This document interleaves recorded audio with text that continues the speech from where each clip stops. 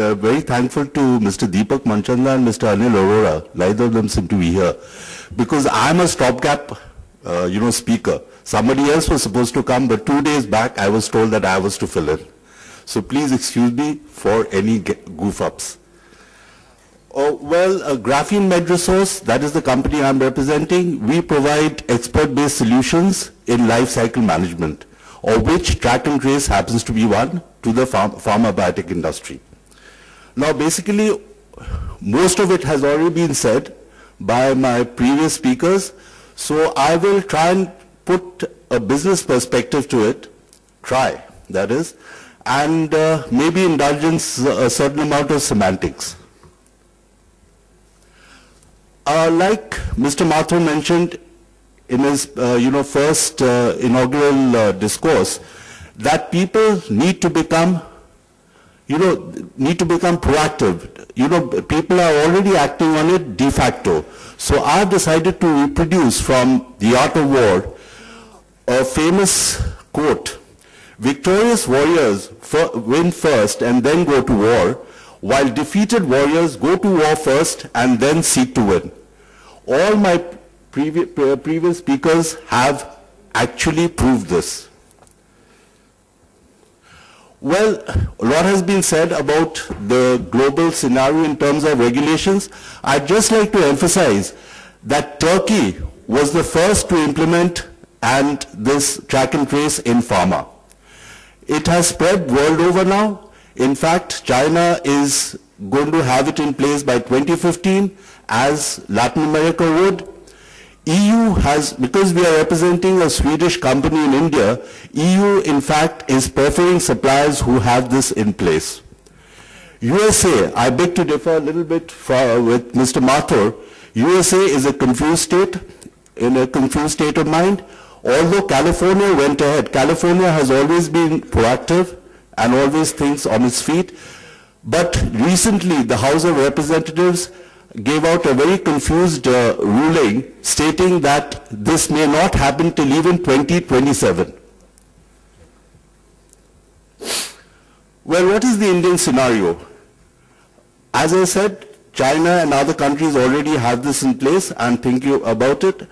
It has already been mentioned that over 10% of US market of 16 billion or rupees 10,000 crores market size of counterfeit drugs, which has already been, I think, mentioned here. The moot question here is, who is going to pay for this solution? Is it the government or the drug companies? And the debate is still in its third year. Well, what would be, I would like to emphasize on the variable cost for implementing such a solution.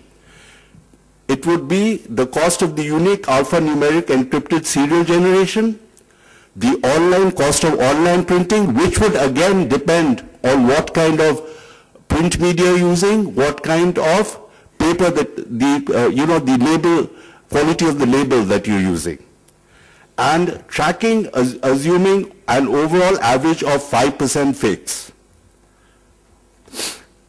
The business case, apart from complying with the global regulatory norms, this technology can bring in multiple value additions as well.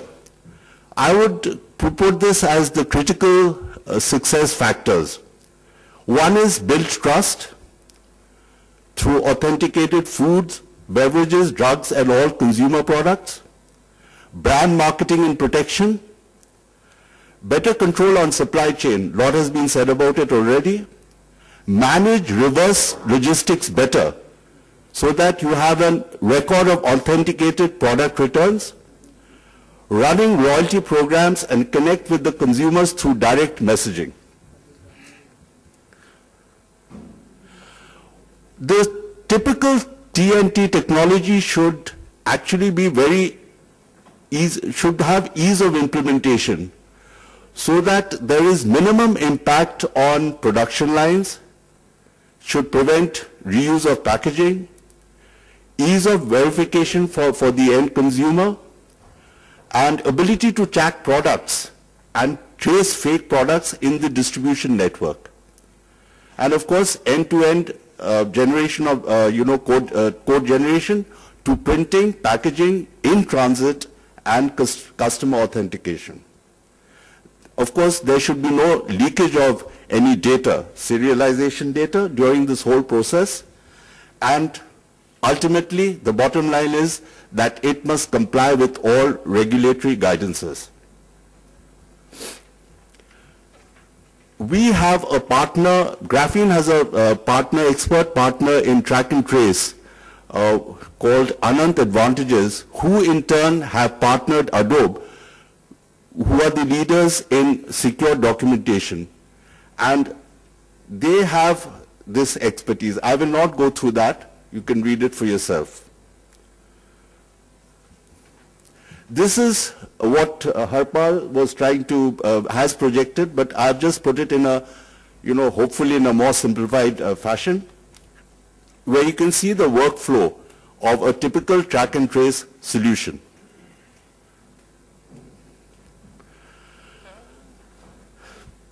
Critical packaging need, I think these previous speakers have already spoken about reuse of packaging, and Mr. Mathur has also dwelt on this, so I will not, change the, I've just changed the language, the semantics, that's it.